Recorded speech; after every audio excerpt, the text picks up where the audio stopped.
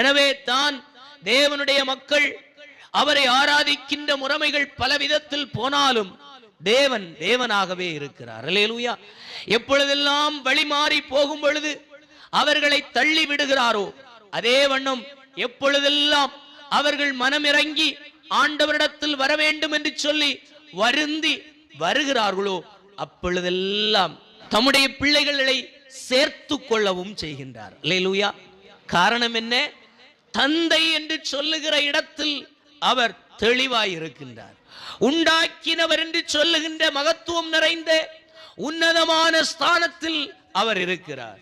அப்போ அந்த சர்வ வல்லமையுள்ள தேவனிடத்தில் நாம் அழைக்கப்பட்டிருக்கிறோம். அந்த அழைப்பினால் அவருடைய சமூகத்தில் அவர் பெயரை நம்முள்ளே சுமந்து கொண்டு வாழ்ந்து கொண்டிருக்கிறோம். ஆனால் அழைத்தவர் இன்னார் என்பதை அறியாமல் இருப்பது விருதாவான ஒரு வாழ்க்கையாயிருக்கும். அல்லேலூயா.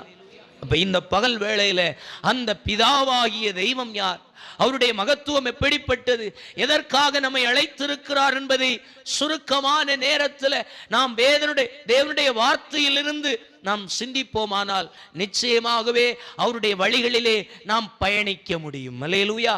அவருடைய சித்தத்திற்குள்ளே நாம் எளிதாக பிரயாணம் பண்ணி போக முடியும். அல்லேலூயா. அல்லேலூயா. ஸ்தோத்திரம். ஒரு விசை கூட அந்த 15வது வசனத்தை வாசிக்கலாம். உலகத்திலும் உலகத்தில் உள்ளவைகளிலும் அன்பு கூறாதிருங்கள். ஒருவன் உலகத்தில் அன்பு கூர்ந்தால்